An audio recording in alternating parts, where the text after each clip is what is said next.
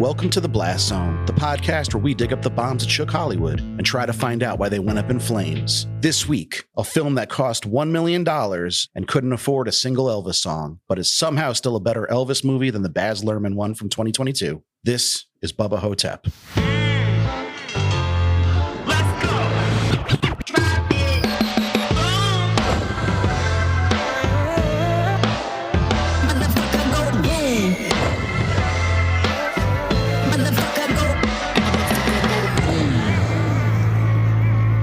Welcome to The Blast Zone. Welcome to The Blast Zone. We are not a podcast about bad movies. We are a podcast about movies that did badly. That's right. I am Jon Drake, in-house film critic of my Letterboxd account. And I'm Ian Dukes. I'm a person with thoughts and feelings, and some of them are about movies. Movies like Bubba Ho-Tep, which we'll be talking about today. But before we get into that, Ian, how are you doing this week? Gotta say, the world feels bleak right now. We all have plenty to fear and to worry about, but somehow in the midst of all that, I'm finding a slight surge in my own energy to work on my physical fitness. I've been doing a little more walking, a little more working out, and that's a good thing. Yeah. I feel like the energy for me to do that comes in long cycles, and so I'm hopeful that it feels like I'm starting an upward cycle on that, and I'll just see how far it can carry me. Yeah, it's unfortunately true that physical activity makes you feel better. I wish it weren't so. I wish there was, I saw a tweet the other day. It was like, don't tell me about your fitness routine if it's like working out consistently for several months. I already know all about that. Only tell me about it if it's a spell. That's how I feel. It just sucks. That's what you have to do to feel good, is feel bad for a couple hours a day. Yeah, the whole no pain, no gain always sounded like a scam to me, but there's something there. I don't think you should cause yourself a lot of pain, but a little effort, it helps the body and the mind. Yeah. I need all the help I can get, so I got to do it. And along those lines, I was just telling you that I'm feeling a little worse for wear today because I spent 4 hours in the blazing sun playing softball this afternoon. Wow. I've been playing softball for a couple months now, but our games have typically been at like 8 in the morning before the angry sun from Super Mario Brothers 3 is chasing me around the field. Yeah. But this was the first day where we had our first game at 1 o'clock, and that was, boy, let me tell you, that sun was hot. And my stupid bald head, I had to reapply my sunscreen several times to ensure I didn't turn into a little crispy boy. They call them the boys of summer, and I guess you're trying to be one right now. But like you said, it does make me feel a little better about myself when I'm like done with a rigorous workout. Yeah. I just hope I saved some energy for this week's episode because... Yeah, for a movie that's about getting old and tired and not being capable of doing much, Yeah. It's kind of fitting. Very apropos. But before we start talking too much about Bubba Ho-Tep, I have to ask the question I ask every episode, which is, did you happen to watch anything this week you wanted to share with the listeners? I sure did, as I promised to do back in April on our Dread episode, where I talked about Wes Anderson's The French Dispatch. I have now moved on. I've proceeded to watch his 2014 Academy Award-winning movie, The Grand Budapest Hotel. And after seeing this one, my burgeoning fandom for Wes Anderson continues to grow. Nice. Grand Budapest, it's another movie that has all of the Wes Anderson hallmarks. It's visually rich. It's a ripping yarn. It's presented to you in this conspicuous storybook-style narrative, all his fun devices. And as always, it's packed full of actors. Such a huge cast, I literally could not even try to name them all. But there's really no one better out of this great cast than Ralph Fiennes, who's in the lead role as Monsieur Gustave. He is just a force on screen. And the guy comes on screen and you're like, oh shit, that's the star of this movie. Just let me watch him do things and say things. It's really fun. The story is an interesting kind of balance because it's got the typical Anderson light sentimentalism and mixes in some weightier subjects and ends up being pretty poignant by the end. And as usual, overall, Wes Anderson lives up to the test of a good movie for me. Every scene, all the characters, every image, they're all crafted. You can just feel how much care and artistry is put into each moment of the movie. So I always feel like I'm in good hands with him. And as long as I let myself go along with whatever he's cooking up, I know it's going to be fun and exhilarating and emotional. And the Grand Budapest Hotel did not disappoint. Excellent. I think it's well known by now that I'm not a huge Wes Anderson fan. Yeah. I respect the craft. I find his movies enjoyable, but maybe I deserve to give them a little more credit. We were talking off mic about the under the surface allegory at play in the Grand Budapest Hotel and how he undercuts some of his more whimsical tendencies with real world stuff that leaks into his movies. And like Ralph Fiennes is having a moment. Every time we turn around, there's a new critically acclaimed performance from him. Yeah. And he's one of our top guys right now. So I might have to get out of my Anderson-less bubble and check it out. Yeah. Out of my recent exploration of the Wes Anderson canon, I haven't hit a stinker yet. Recommend all of them. I was loudly complaining about Midnight in Paris being my least favorite Wes Anderson movie. And then my friend Matt was like, like, that's actually Woody Allen. I was like, oh. Okay, that explains it. Well, now I don't feel so bad. But I also saw something that I would certainly qualify as cinema with a capital C. I took my son Jackson to the movie theater and we saw the How to Train Your Dragon remake. Oh, wow. The live action How to Train Your Dragon. So the original How to Train Your Dragon movies were some of the first movies that we watched together where I was also like, oh, this is good. This has something for adults too. Okay. Because the real little kid movies are just nonsense. But those were some of the first like narrative driven movies that had a message and seemed to be concerned about entertaining the parents that had to go watch it with their kids as well. And that's why I think this live action remake works more so than the recent cash grab Disney ones we've been having. Because the How to Train Your Dragon series has always felt to me like a bridge between really little kid movies and more like young adult movies or like preteen, but not like toddlers. So I feel like the kids who watch the first couple How to Train Your Dragon movies as 4 and 5 year olds, now they're 8 or 9 or whatever, and they're ready for something because it's a little more intense when it's happening with real people on real sets. Okay, you feel the danger a little more viscerally. So I was concerned that it might be too intense at times for my son, but no, we loved it. And it was the same director from the original movies, which I think helped keep some of the spirit. And even Gerard Butler, he does the voice of the Viking chief in the animated versions, and they just got Gerard Butler to play him in the movie. Wow. Gerard Butler looking more and more like John Rhys Davies every day. He's eventually just going to become him. He's great in it. And it's a cast of relative unknowns for the most part. Nick Frost has a pretty big role, but everybody else I couldn't really name, but I could be like, oh yeah, I've seen that guy and stuff, but nobody that would jump out as a big name. But really good special effects. It's a hit. They're already making the second one, which I'm hoping that they get all the way to the third one because that's my favorite. But, oh, really? Yeah. If you're jaded with the live action animated remakes that have been coming out, so many people, including myself, I would say just reserve some judgment and give it a shot because it's not at all like the frankly nonsense Disney's been putting out lately. It's interesting to contemplate. I think I did see the first animated one and I remember liking it. And it sounds like they took the idea of live action remake very seriously and strictly with this. And they're just like, we're just going to redo it for people who don't like to watch animated things on a screen. It's like, it hasn't been that long. How long has it been? Like, what's the other excuse? I think it's been like 10 years. Yeah. It hasn't been that long. Let me see. I want to say like 2014 maybe was the first one. 2010 was the first one. Okay. So it's been 15 years, which honestly feels longer than I was expecting. 15 years is pretty long. It's long enough. Like you said, it's a mini generation so that you can milk another set of kids with it. If milking children is... We don't condone milking kids. Yeah. If that's your thing as a business and a movie studio, but I guess it is a big part of their business. But yeah, it's nice if they do a quality job with it and it doesn't just feel like a trashy cash grab. Yeah, I don't remember the first animated version well enough to say for sure whether it's exactly a shot-for-shot remake, but I think it's pretty close, if not exactly. But enough about dragons and hotels.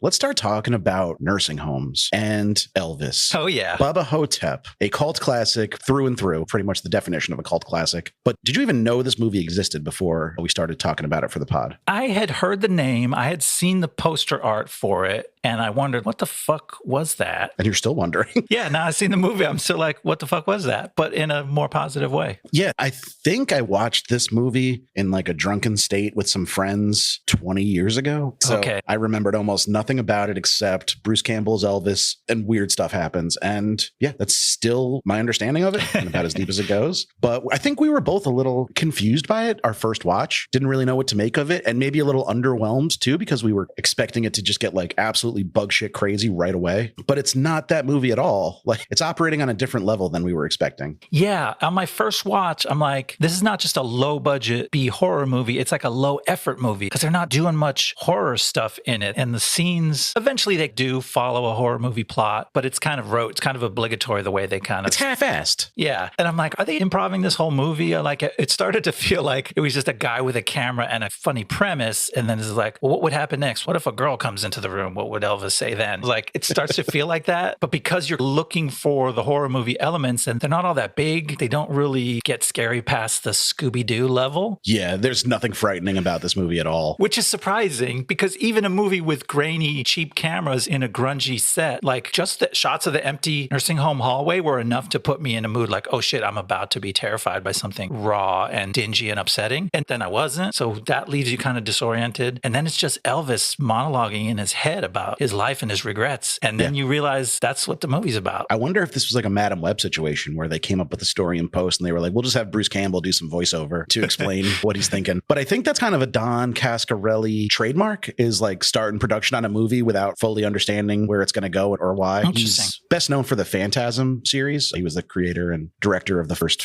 4, I want to say. Then there was one that I believe was made from hodgepodge footage that was just left over from other movies, and they just made a Frankenstein 5th Phantasm movie out of it. But yeah, Coscarelli's an interesting dude. And I think you're probably dead on that they started making this movie without a real script, with just a vague idea. But then I uncovered the fact that it was based on a short story. So I was like, you had the story already. Like, yeah. You know, you didn't have to come up with it, but it feels aimless. It's a real short story type of idea is how I would characterize it once I learned that fact. And it makes you realize how much the medium and the genre set expectations. So when it's a horror movie, you expect certain things. When it's a horror short story, it can be pointedly thematic and off the wall and explore something weird like alternate universe Elvis's regrets about his life. That's fine for a sci-fi horror short story. That's really weird and hard for the audience to swallow when it's a movie, because you're like, it's a movie about a mummy. I want to see them being threatened, and I want to see people being killed, and I want to see them fighting back and all that stuff, which they give you some of those beats, but they spend a lot of time just thinking about life. Yeah, movies are a visual medium first and foremost, and this is not a very visually exciting movie. No, it throws you some bones, but yeah, once in a while you get a shot that's interesting, but like, also you called it out how dingy this nursing home is, and that kind of fatigues you too, because they don't really leave ever. So you're in this like really rundown, shitty looking place for just about the entire movie. Yeah, we'll point it out as we go along. There's a few places where they take you out of there, which might have been by accident, but might have been actually thoughtful filmmaking to be like, oh, we better break this up. And so they do, but Elvis's life is a bummer, man. That room sucks, even compared to his friend Jack, who has like a nice room in the same convalescent home. Was it supposed to look like the Oval Office? Like I saw the navy blue carpet and the stark white walls. So. I was like, are they trying to make this look presidential? It's a nice touch. I think he got the presidential suite, and Elvis got the white trash suite. It's not nice. If they knew he was Elvis, maybe they'd give him a better room. But as far as they're concerned, he's Sebastian Haff. They did not believe him. No. And can you blame them? It's a pretty far-fetched story. But before we get too deep into the weeds, should I do my spiel about how this movie actually got made? Yeah, let's hear how this thing happened. All right.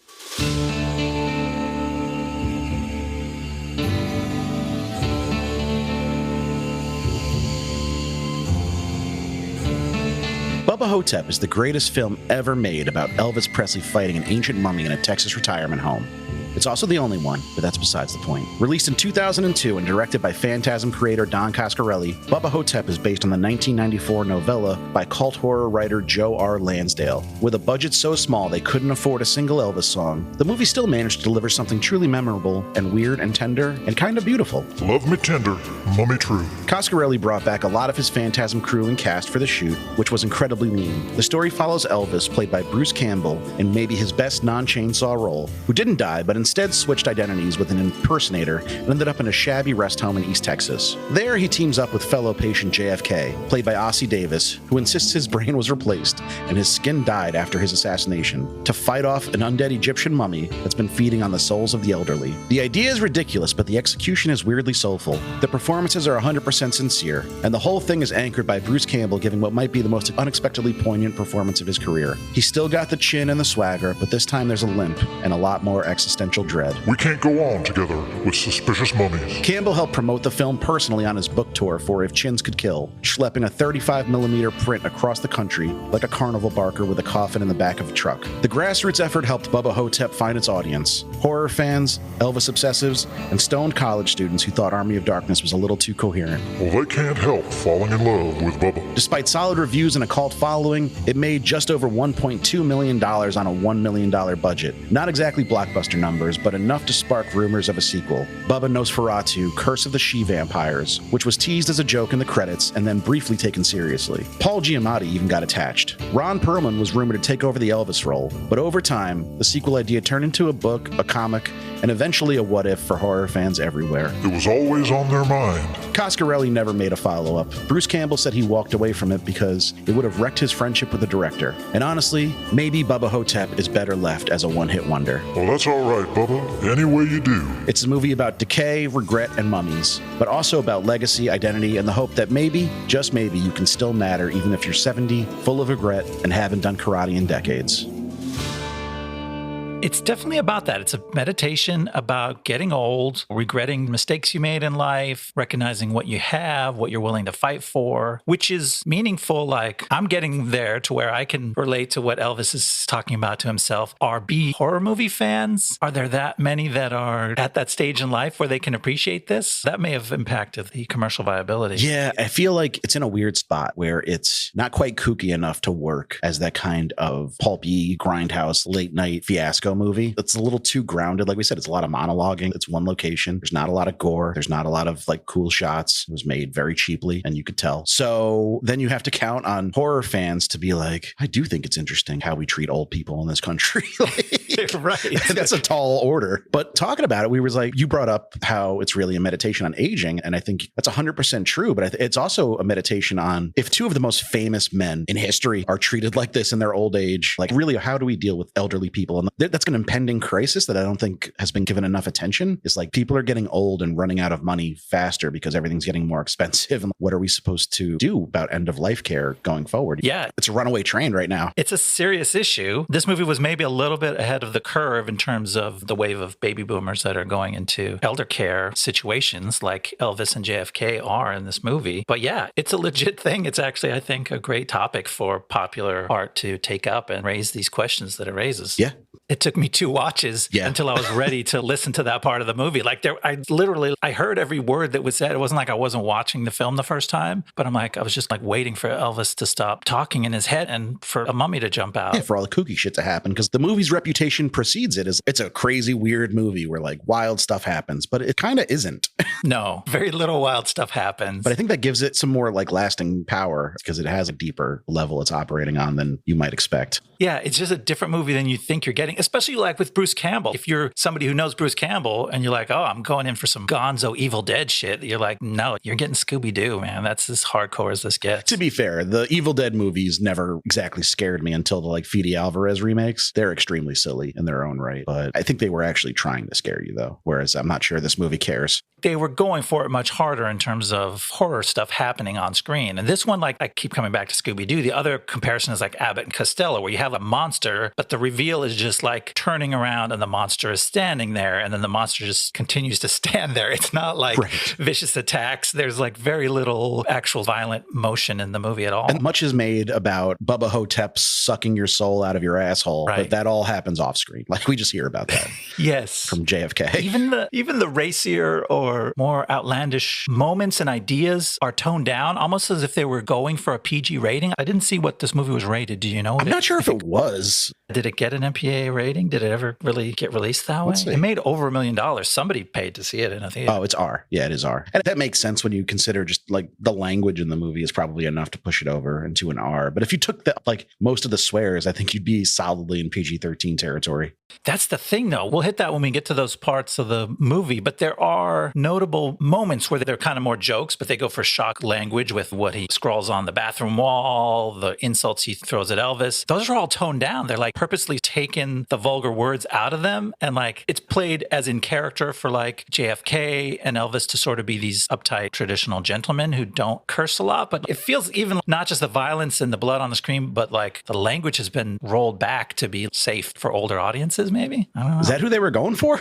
I don't know. It's very strange. Who is this movie for? All right. You want to start going through the story? We can get into some of these qualms. Yeah. Let us open the sarcophagus and see what comes out. Sebastian Haff, played by Bruce Campbell, is an elderly retired Elvis impersonator with a bum hip and some sort of growth on his penis. Haff lives a bleak life at a rundown facility in East Texas called Shady Rest Convalescent Home. But Haff has a secret. According to him, he's actually Elvis. He claims that years ago he traded places with the impersonator to escape the hectic life of fame. And it seems that Shady Rest has secrets too. On the night Haff's roommate dies, he sees visions of a dark figure roaming the halls. And later, he does battle with an overly large and aggressive scarab beetle. Haff then befriends another patient named Jack, played by Ossie Davis, an elderly black man who claims to be President John F. Kennedy. When Jack is attacked in his own room room by an unknown assailant, the two men team up and they start looking into the mysterious goings-on at Shady Rest. Jack agrees to start calling half Elvis, and with a newfound sense of purpose, Elvis feels a spark of vitality begin to return to his dreary life. Quite a setup, a lot to digest there. Hopefully not through someone's asshole. Digestion is a theme of this movie. It is. It's people's souls. And I think there's also just some digestion issues because, Elvis is old and maybe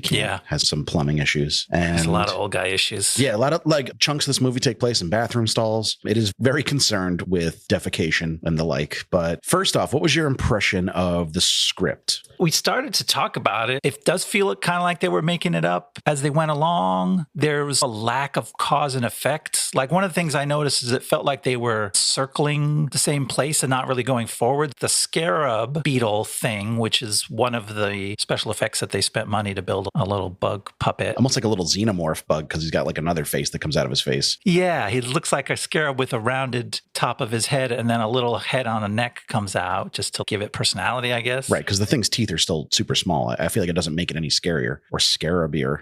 It makes it sillier and more sort of comedy horror entertaining, but it does feel like they introduced the scarab twice. Like they didn't have that much going on. They're like, we don't have two different clues to the fact that there's a mummy lurking. We're just going to do two different scenes where two people meet the scarab beetle. And it's like, it's not that exciting a thing to have happen to spend that much time with that little puppet. I think that's a great point. And the way I would have done it if I had all my druthers druthered up from head to toe is keep the scene with the old lady and the scarab where it's slowly introduced. And as the old lady discovers that this maybe is not a normal bug that she is capable of dispatching, we realize it too. Something's going on here. This is not normal stuff that should be happening. But then they do that again with Elvis where like he gradually realizes like just have the bug attack him like out of nowhere. Jump scare, really. Not like this slow reveal because we've already gotten that with the old lady. Just have the bug already. We know it's dangerous even if Elvis doesn't. So just have it go after him immediately. Not this kind of cat and mouse game that they do for the second time in 20 minutes. And the fight is pretty drawn out. Yeah, I think you're right. They could have shortened that, accelerated it, made it a straight up fight. Elvis ends it by stabbing it through with his fork. And then that's a turning point to be like, oh, something's going on. Doesn't he barbecue it on like a heat lamp too? Oh, yes. He shoves it into the heat lamp. It's quite an extensive battle. Yeah, I'm not a huge fan of large insects. So on some base level, I was like, all right, I get it. This could be scary, but it's so cheesy that it's hard to take it seriously. Yeah, and it's clear, like we said, with the weird head they put on this thing, that all the horror is really played for comedy. And we'll talk about that once the mummy reveals himself. Like, none of it's played really straight up horror at any point in the movie. It's all lighthearted comedy horror, which is fine. I enjoy that as a genre. Absolutely. Yeah, I was singing the praises of the monkey the other day, which is certainly a lighthearted comedy horror. So let's talk about the man himself. Probably the only name in this cast, Bruce Campbell. Give me your take on Bruce Campbell broadly, but also how you think he did as Elvis. I think he's absolutely essential to this movie. He's an actor with great charisma, a lot of charm, and, movie about a guy doing a cranky Elvis impression the whole time could really grate on you. That could be like a really tiresome movie to have to watch. It almost is when you first hear the idea and you're like, oh, it's Bruce Campbell. I like him. And yes, he keeps it afloat and he is charming. I was scared of the Evil Dead movies throughout my youth and also throughout my adulthood, so I've not watched them. I ran into Bruce Campbell I was trying to think of the name of it. He was on some like WB series that I watched for a little stretch. Talk about Burn Notice? It was more like a period piece where he was like a swashbuckler in like puffy shirts. He had a puffy shirt. I don't even know what it was. I think it was short-lived, but that was my first experience as a younger guy to Bruce Campbell. I'm like, this guy's very funny. And thank God they got him to be Elvis because the movie would not have worked at all without him. Yeah, I think he is doing a really good job of not hamming it up too much with the Elvis impersonation, but he's got enough Elvis in everything he says and does where even if you never heard the name Elvis Presley, you're like, all right, he's trying to be Elvis, but he's not pushing it over the top where it's like you get tired of being with him. Right. It's a nice balancing act he does. He's got the accent and once in a while he'll throw that in there once in a while. Yeah. But he's not Austin Butler who got stuck as Elvis famously for 2 years. He knows when to take his foot off the gas because it would undercut any real emotional poignancy to be like, well, like out of nowhere, got to tamp that shit down. Yeah. He took the reflective parts of the script seriously and he played them earnestly and they work for that reason. And they don't all have Elvisisms and quirks and moves. And he busts out the moves and the TCBs and all that shit here and there for impact. But it's a palatable character that you can stay with for a whole movie. We do get some flashbacks to the days of Elvis when he was, I don't want to say thriving. I feel like he was already in his, eating a lot of peanut butter and banana sandwiches and In his decline. starting to lose it a little bit. But when he was still certainly like rich and famous, we do get some flashbacks to his time there. And they really do play like a peekaboo game with the music in this movie. It just sounds vaguely Elvis rock and roll-ish, but it's definitely not an Elvis song because I think they said it would cost $500,000 to license one Elvis song. Okay. And the budget was $1 million, so no chance that's happening. I feel like it would have been weird to have real Elvis. Like the whole point of the movie is you're supposed to be on the edge, whether you believe him, is this really Elvis? And the fact that the music is just Elvis-esque goes along with that. You're like, oh, I'm not sure if that's Elvis. But yeah, it's a little off-brand, but it sounds like him. So that's one of the moments, that Elvis flashback scene that explains when he swapped lives with Sebastian Haff, the impersonator. I really like that scene. It takes you out of the shady rest home, gives you some other scenery for a minute. It lets Bruce Campbell play Sebastian Haff for a minute, who's eating a blueberry pie when we first meet him in his dressing room and Elvis walks in on him. And they do something that I thought was really smart filmmaking, is that Elvis comes back out of that dressing room and he's still got a little blueberry pie on the corner of his mouth, which is the tip for us. Look at that. That's not Elvis who came out of that room, but it's just a funny little device. But I'm like, oh, that's smart filmmaking. Whether that was Coscarelli or whether that was a bit from the original short story, it was like a nice moment. To be fair, I think your odds of late period Elvis just having blueberry pie on his clothes was probably like 70%. It was pretty good odds that he was just going to be covered in blueberry pie at random times. So you don't blame his entourage for not recognizing that something was wrong? No, I feel like that was normal Elvis behavior, to just be covered in baked goods at all times. But yeah, it's a clever little thing, and it's not super convoluted, but they do a nice job spelling it out for you. You never feel like this movie doesn't have a ton of plot, but it handles the small amounts it does have pretty deftly. Yeah, sneakily deftly. Like you don't realize how much is in there till that second watch when you're perceiving more of it. And like they wrapped up this whole montage, this whole scene that explains how he swapped places with Haff. He was living in a trailer park. He was enjoying the casual life of an Elvis impersonator, but he always had that in the back of his mind that he could go back until the moment he accidentally sets his trailer on fire and burns up the contract. So now there's no going back to being Elvis. And they must have spent half the budget on the pyrotechnics in this scene, because that fucking trailer goes up in a fireball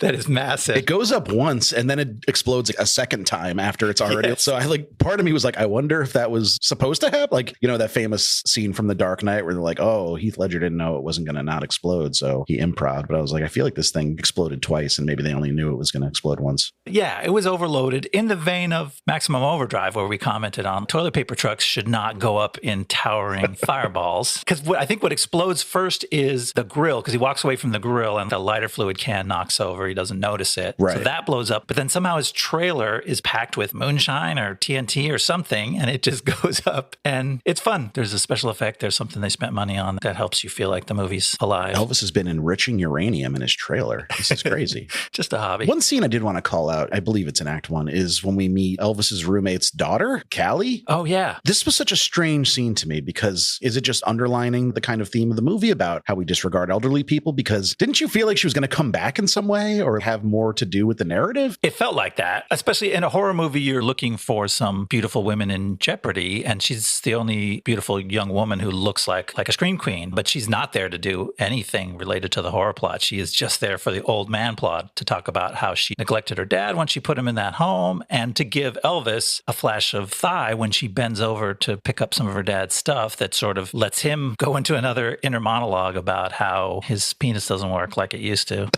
I was trying to think of how to phrase that, but that was clearly. Sometimes you just got to approach the problem head on, pun intended. I did want to, first of all, how dare you besmirch the good name of Ella Joyce to say that she's not an attractive woman? No, she's the nurse. The nurse is lovely. She's great. Yeah, she is so funny in this movie. I thought she was one of the highlights for me outside. I love Bruce Campbell as Elvis, and I love Ossie Davis as JFK, but like Ella Joyce for me is like the low key MVP of the movie. She brings an attitude that felt like maybe that was something they discovered on set, because some of the writing implies that she is more of a evil character, like a Nurse Ratched who just abuses Elvis, because late in the movie when he gets his vitality back, he unloads on her and tells her to fuck off and does some of the only actual harsh cursing in the movie at her. He threatens to kill her with his walker, I think. Yeah. It's pretty aggressive. She's been actually charming. Like she's been the one who very deftly played off is he Sebastian Haff? Is he Elvis Presley? She's played along with his things, always was friendly. Yeah. So whatever happened, she's a charmer. charmer and a fun part of this movie. And maybe we credit the actor because it doesn't seem like the script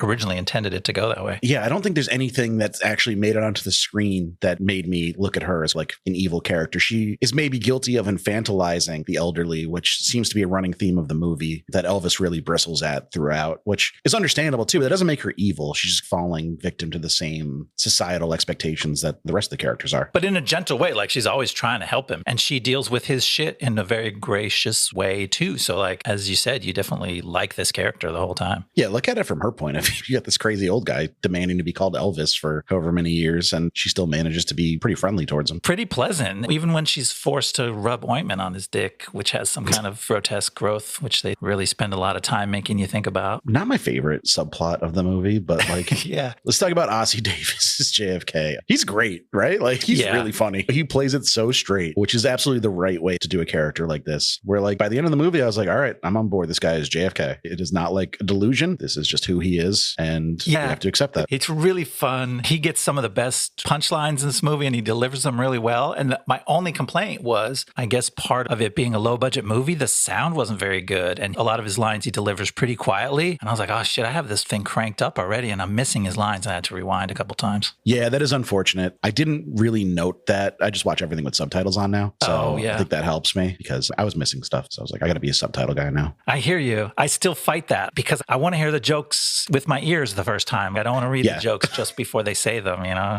It's a tough thing with modern watching. It is. And especially now that I'm watching a lot of like British television, there's no way I'd understand what the fuck they're talking about without it. Yeah, it's tough. Was there anything else from Act 1 we had to go over, or should we move on to the middle section? Let's move on and see what happens next. All right. Elvis and Jack continue to investigate the late night hallway scuttlings at Shady Rest. Jack shows Elvis some graffiti in the bathroom that looks like Egyptian hieroglyphics. After consulting a book, they determine that Shady Rest is being stalked by an ancient Egyptian mummy who sucks the souls of the elderly for his sustenance. Then Elvis has a close brush in the hallways with a mummified figure and sees a vision of its origin. The mummy is wearing a cowboy hat and boots for some fucking reason. In the creature's wake, another rest home patient dies of heart failure. Elvis and Jack think they know what happened, but they don't tell the staff, who already believe the old boys are crazy. The next day, Jack goes to the library and Elvis goes for a walk down to the creek. When they meet back up, they piece together the story of how a mummy was stolen from a museum until the thieves were caught in a storm and crashed into a nearby river. Now that they're sure what they're up against, Jack thinks their best bet is to move to a new retirement home. But after stewing on it, Elvis finds a new resolve. He tells Jack they're going to defend Shady Rest and kill the mummy. As we said, they circle the scarab part of the plot in the first act. They circle the investigations. They kind of loop around twice. And by the time they're like meeting back up and putting the pieces together about the newspaper clippings and where did the mummy come from? Why is he here at our rest home? He literally says, where did he come from? Where did he go? I was like, is he talking about Cotton Eye Joe right now? I was waiting for it. Seems like the kind of movie that would not be above dropping a Cotton Eye Joe reference.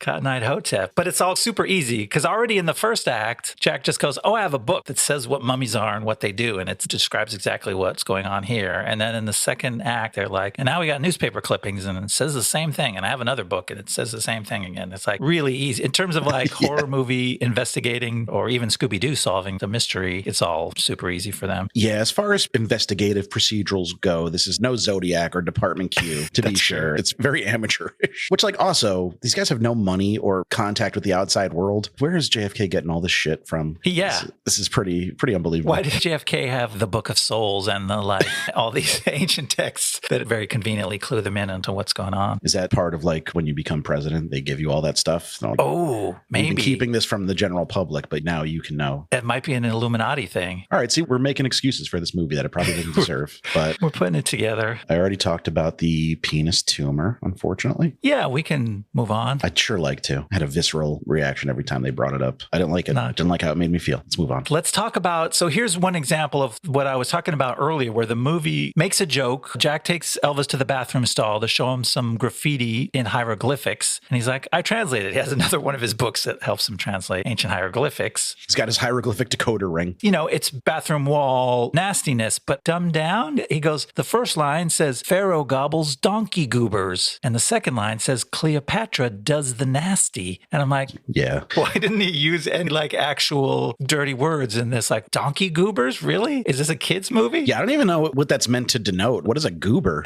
in this context? Right. I'm assuming like a testicle, but I've never heard that used for that context. Yeah, why isn't it donkey dick? Like, why isn't the mummy being actually dirty and nasty on the bathroom wall? Yeah, it begs the question. Were they trying to get a PG-13 out of this movie? And did they think it would be a mainstream smash hit if they could just sneak it by the censors? I don't know. It could be that. It could be somebody's interpretation of JFK. He's the one who did the translation, so he might have sanitized it for Elvis's benefit. None of it totally makes sense. Actually, in some ways, funnier to hear Ossie Davis say Pharaoh gobbles donkey goobers, but with such gravitas that he can muster. Yeah, it's a weird choice. Interesting choices in this movie. And you called out in your notes here that the crux of the issue here is that these dudes might be fine with dying, but the way you die and the consequences of dying in this manner is what has them really shook and motivated to do something about, is that you don't get to go to heaven. No. He eats your soul out of your butt and poops it out, and you don't get to go to heaven now. Poops it out of his butt, and then it just goes down the toilet as digested soul. And all of this is speculation on their part, but they're pretty much correct. And it's the real existential threat of this mummy is like the souls of the heroes and of their friends at the Shady Rest are at risk of being turned into soul poop. It doesn't sound fun. I wouldn't want to do that. No. So I get it. I want my soul to be free. Don't poop my soul out, please. What did you think of the actual creature, Bubba Ho-Tep? They did the reveal very slowly, deliberately, just because maybe the monster was too fragile. Like for actual movie production purposes, they didn't want to break the costume they built. I don't know. So they dress it up. They make it more dramatic by using what felt like a theme park light show. It's like they're trying to do horror stuff, but what they've got is some DJ's light equipment to kind of light up the monster. So there's like spinning shafts of light, and it's all really slow and clumsy. And then we find out why he's called Bubba. Because he's got a cowboy hat? I guess. And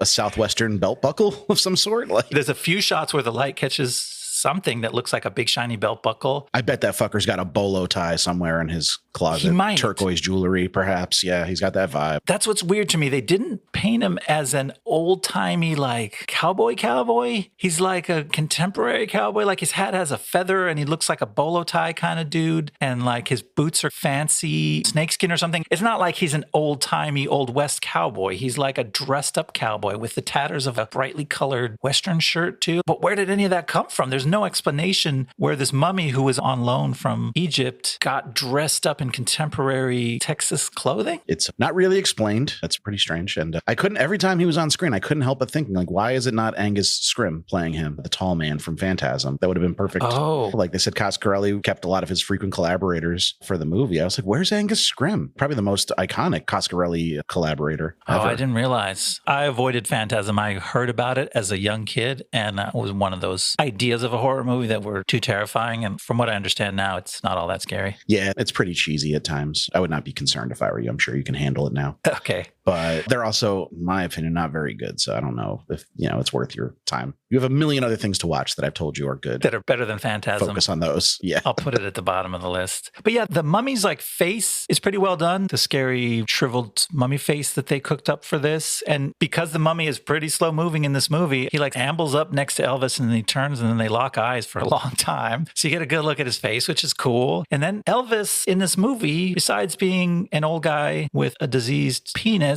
has maybe some supernatural powers himself. Did you read it that way? I think it was more like his aura is powerful. Not necessarily like he has supernatural powers, but just the power of Elvis and like the effect he has on people still carried through to his old age a little bit. Because the mummy turns and looks in his eyes, and then Elvis has a 3-minute flashback montage of the mummy's life of the people wearing various Halloween costumes that they bought in the Egyptian section of Party City. It's the quick version of the typical like mummy creation story where some guy is violently being turned into a mummy, held down and screaming, and his brains are pulled out of his nose. But it's all quick and dirty. It's the excuse for the filmmakers to put some boobies on screen for a hot second. There's some topless Egyptian ladies in this scene for no particular reason. Yeah, that makes the dialogue choices of like how they're so neutered even stranger because you're just going to gratuitously throw in some boobs for no reason. So no shot you're getting a PG-13 rating now. That's true. Although I know some PG-13 movies can have a little bit of nudity, not a lot. Okay. I feel like it's gotten rarer. As maybe in the 90s, it was more common for a PG-13 movie to have nudity. Now it feels like once you put a boob on screen, it's immediately an R. I wonder. Yeah, this is a quick flash, but you don't know what to make of it. Elvis has various moments where he's sleeping and he's having either dream visions or sort of a filtered take on what's actually going on in the room around him, but sort of sped up. They're all stylized. And you're like, is Elvis seeing this stuff? Are we seeing it? Yeah, I didn't think Elvis was I thought it was Bubba Ho-Tep showing Elvis this, not Elvis being able to somehow supernaturally surmise it on his own. Okay. I thought that was just the mummy was showing him his origin to maybe freak him out more or be like, don't fuck with me. Or maybe that's just what happens when you're sort of a soul sucking kind of dude. There's just a lot of freaky energy coming off you. But that kind of makes my point is that Elvis just learned everything he possibly needed to know about this creature in this one Vulcan mind meld that they have in the hallway. And the additional round of investigation, which is the next 25 minutes of the movie, is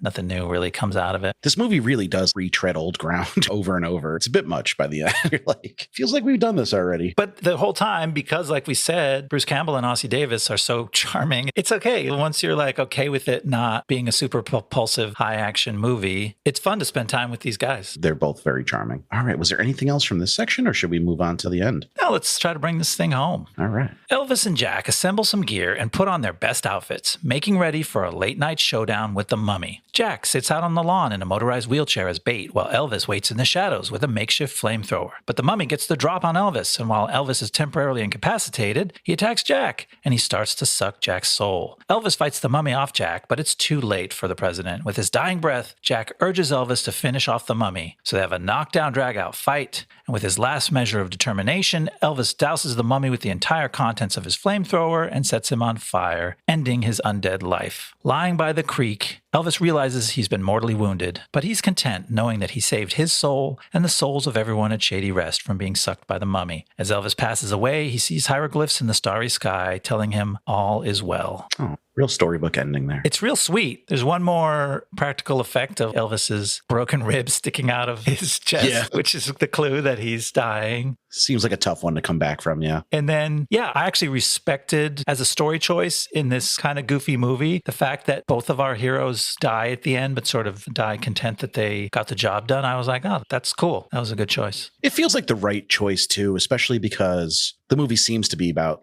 confronting your mortality at the end of your life and kind of reflecting. So if they had just gone on to live another 5 years in this shitty retirement home, it would have felt anticlimactic and almost like a letdown for them as much as us. Yeah. But they do get a nice little moment before the final showdown where JFK, I didn't know much about him as a parent. I knew Elvis was maybe not the world's best dad, but it was an interesting little tangent they go on where they talk about their kids and how they weren't there for them even before they were undercover at this nursing home. Not what the heroes usually discuss before the big final showdown in a horror movie, but that's thematically right on point for this movie. Is this assessing your life as an old man? Yeah, it's just it's adding more and more evidence to our theory that this movie is really not about horror or comedy. It's really just about confronting getting old. With the occasional tiny bit of CGI. Pretty poorly done CGI. They decided that they would liven up this final battle by allowing the mummy to take his raunchy language, which we know he's capable of from his scrawlings on the bathroom stall, and make him insult the heroes. But because he talks in weird grumbly growls, they had to translate it on screen. And instead of just straight up subtitles, they did this animated floating stone hieroglyphs, and then it translates what he just said to them. And again, dumbed down in a weird way, or sanitized in a weird way. The first thing he says is, by the unwinking red eye of Ra. You've never heard that line before? That's a common refrain. I get that it's like a butthole reference, but it's a really tame one. And then the raciest this movie ever gets is the second thing he says to Elvis, which is, eat the dog dick of Anubis, you asswipe. Really shocking language. Why is he so aggro towards Elvis? You're the one who broke into his retirement home and tried to eat his soul out of his ass. Yeah. He's just minding his business. Yeah, they really made Bubba Ho-Tep just like a rude teenager of a mummy. It's a strange choice, but at least I did feel like this final fight was it was lacking something. So I appreciate them trying to imbue it with some humor, but it's almost ridiculous enough on its own to just let it play out and it'll be funny regardless. These two old guys fighting this very stiff, poorly designed mummy who's dressed like a village person for some reason. It's pretty silly, but like you said, because they bring it home in a heartwarming way, even if you're that fight scene sucked, the movie leaves you with a good feeling. This movie's going to be crazy for people who have never heard of Bubba Ho-Tep when we're so this black guy who's JFK and Elvis, it's just on its face. It is a very bizarre premise played suspiciously straight. And that's Bubba Ho-Tep. I liked it. I did too. I was confused by it. But on the second watch, as I often do, I warmed up. And when I realized to focus on the internal conflict of Elvis reckoning with his life and these two men reckoning with their old age, I'm like, oh, it's a charming little movie. I get why it's a cult classic. Yeah. Do you want to hear where some of the cast and crew went after this? Absolutely. So yeah, Coscarelli, we mentioned, best known for writing and directing the Phantasm movies, but he also co-wrote and directed 1982's The Beastmaster, if you remember that movie. Yes, that's actually one I've been thinking about going back to because I saw it as a kid. Well, now you can be a Don Coscarelli completionist and check it out. For sure. He also wrote and directed the adaptation of David Wong's novel, John Dies at the End. That came out in 2012. And I've seen that movie. I did not realize it was Coscarelli. I really like it. And I also read the book, and that was really good too. Yes, by our guy, Jason Pargin, a.k.a. David Wong. Under his pseudonym, Oomphy, Jason Pargin. I love all his books. I need to go back to that movie, though, because I saw it. I really don't have a good memory of it. It's a disturbing book. All the books have this disturbing horror element way beyond where Bubba Ho-Tep goes in terms of comedy horror that's actually shocking and uncomfortable in moments. But now I'm curious. I got to see how he handled those things in that movie. I got to go back and watch that again. Yeah, actually, discovering that was Coscarelli made me want to go back and rewatch it as well. So I'll probably try to do that in the next couple of weeks. Totally. He does appear to be retired now, and he published a memoir in 2018 called True Indie, Life and Death in Filmmaking. Me and you have both been on kind of books about the movie industry kicks lately, so that might be one to add to the pile. Yeah, for sure. I'd be interested to read about that. My friend Tim is a big Coscarelli head, and we were talking about him a little bit. He sounds like an interesting guy, so I'd like to learn a little more about him. Totally. Let's see. I did want to talk about Joe Lansdale a little bit, who wrote the 1994 novella. I guess he came up with a few ideas for a sequel. Bubba and the Cosmic Bloodsuckers ended up being the one he ran with and published in 2017. And they get around the fact that Elvis dies in the end of Bubba Ho-Tep by setting it earlier in Elvis's life during a period in which he worked for Colonel Parker battling monsters prior to exchanging his identity. So Elvis was a seasoned monster hunter before he went into hiding, apparently, which I don't love. I feel like that kind of takes away from the message of this movie, where it's like he's facing these things for the first time and he's old and frail and not in the best condition. But if he's a seasoned monster fighter, that kind of takes a little bit of the danger out of it. It undermines some of the narrative, which is what makes the premise fun, is that, oh my God, there's a mummy haunting our retirement home. But that's not the big problem. The big problem is Elvis confronting his life and his legacy, and the mummy is just a device. Because Elvis does reflect on his past. He sees that Elvis movie marathon ad come up on the TV late in the movie, and he's, oh, I had it good and I enjoyed all this stuff in my youth, and maybe it's time to be a hero like I've portrayed in movies. And yes, the idea that he was a monster fighting hero during that time kind of undercuts that. Yeah, so I will choose to ignore that when I reminisce on this movie. That is not part of my headcanon. Well, let's talk about Elvis himself, Bruce Campbell. Best known for the Evil Dead series, playing Ash Williams, but he has had quite a career in other projects as well. He pops up in all the Spider-Man Sam Raimi movies. Obviously, him and Raimi are good friends from the Evil Dead days, so he likes to throw him a bit part. Mr. Snickering Gunman himself, that's right, Sam Raimi from Miller's Crossing. But one of my favorite performances for Bruce Campbell is he portrayed Ronald Reagan in season 2 of Fargo. Oh, yeah. And did a very respectable, I feel like when you see Bruce Campbell, your instinct is like he's going to ham it up for sure, but he underplays it. Like he does the voice a little bit, the Reagan kind of old guy Reagan voice. But aside from that, he plays it pretty straight. And it's actually a really good performance. He does the Shining City on a Hill speech. That was like one of the turning points of Reagan's campaign for president. And he nails it. Like it's season 2 of Fargo, I think, is one of the best seasons of television ever made, hands down. So if he was bad in it, it would stand out. And he's so good at it, but kind of not doing what you thought he would. Yeah, it's similar to the choice he made in this movie, that like playing these two big, iconic, frequently lampooned and caricatured characters. In Reagan's case, rightfully and deservedly so. Yeah, but like he was deft with his portrayals of both, where he gave you the impression that was necessary to make it fun, but he also humanized both of them. Yeah. He's also been on Burn Notice, which is when USA was doing their Blue Skies initiative. That was one of their long-running series. It's like a spy thriller. He was on it with another Fargo season 2 standout, Jeffrey Donovan. Oh, okay. They were on that together. I know this because my wife Jamie enjoyed the show Burn Notice. And every time Jeffrey Donovan pops up, she goes, oh, from Burn Notice. Also, obviously, Ash versus Evil Dead was a big project for him that ran several seasons. I think it was on Starz. I never did check it out, but maybe someday I'll go back. I'm not like a huge Evil Dead head. I enjoy them, but they're not like in my upper echelon of horror franchises. So we'll see if I have time. He's done a fucking ton of voice work, though. He is constantly in the booth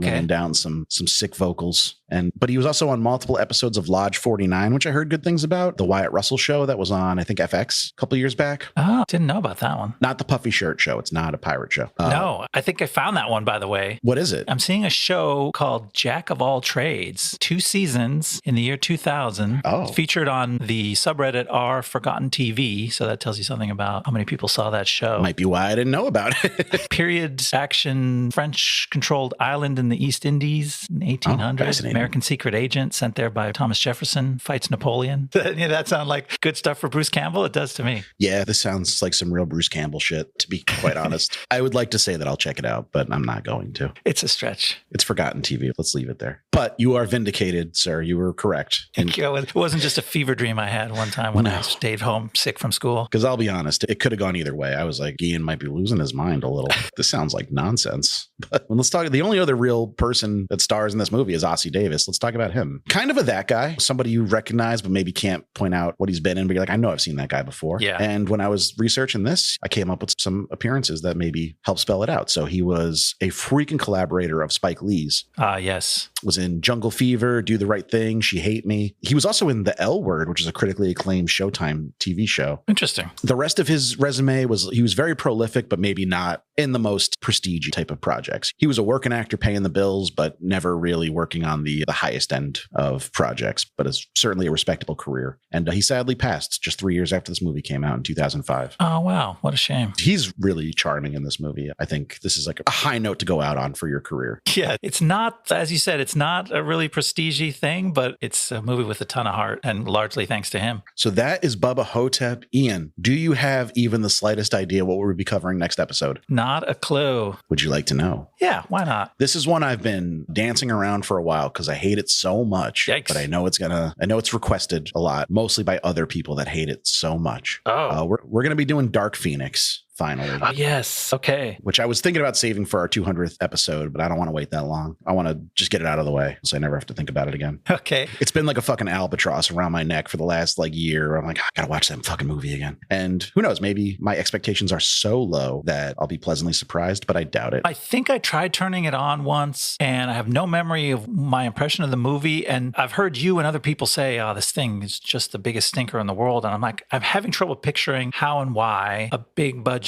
splashy X-Men movie with some appealing actors can be such a stinker, but I guess I'm going to have to turn it on and find out. I know, it does defy logic that you got Fassbender and McAvoy and Jennifer Lawrence and yeah, really, quite a cast. Cody Smith-McPhee, Evan Peters, Jessica Chastain. What could go wrong? I'm just going through the list right now. These are some of the best working actors we got. I'm not a super big Sophie Turner fan. I found her to be a little one note in Game of Thrones. That's really all I know her from. Okay, yeah. She had some scenes that were pretty impressive on that show, but not enough to change my mind. But I'm going to try to go into it with as much of an open mind as I can, and we'll see. Can't wait. Thank you guys so much for listening. Please remember to rate, review, and subscribe to the podcast on your app of choice. Helps new listeners find the podcast. Please do. Yeah, we would appreciate it. You can also follow us on Twitter and Blue Sky at Blast Zone Pod. Try to start posting on there more. It's hard to think of jokes when your country is collapsing. You know how it is. You can also email us at blasthomepod@gmail.com if you have any questions, feedback, movie suggestions for the podcast, or you just want to chat about movies. We'd love to hear from you. Let us know you're out there. And we'll see you next time in the Blast Zone. See you next time in the Blast Zone. The Blast Zone.